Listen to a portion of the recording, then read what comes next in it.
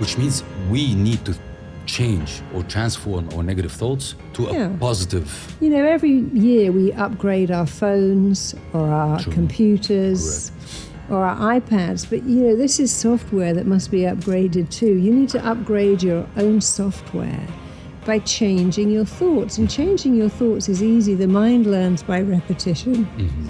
And every thought you think is not a thought, it's a blueprint that your mind, body, and psyche work to make real. So if you could remember that every time you think a thought, it's a blueprint.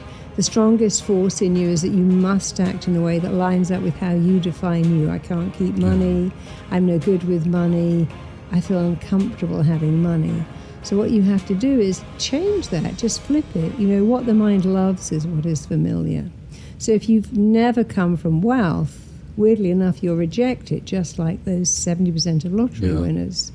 But if the mind likes what is familiar and wants to go back to what's familiar while going away from what's unfamiliar, then here's an idea. Make good financial beliefs familiar. Start saying, I attract wealth. I'm so comfortable with wealth.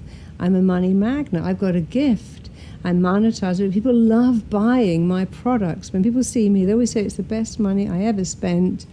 I would have paid more. And I love that. It's the best money I ever spent.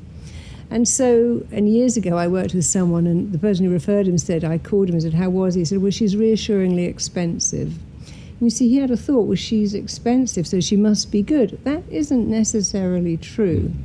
But it's very common that we believe if something costs a lot, it has value.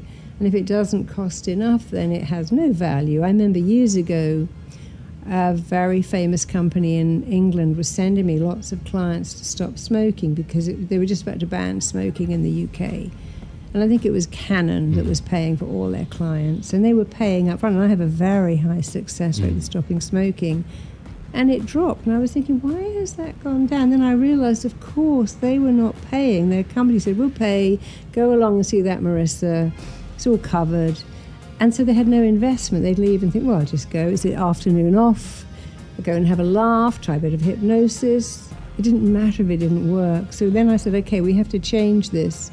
They must pay, and you reimburse them after a year. And when we did that, the figures went back up to being very high because it's like, well, I've paid for this now. So I paid for this gym membership. I better turn up. If it costs $10 a week, who cares?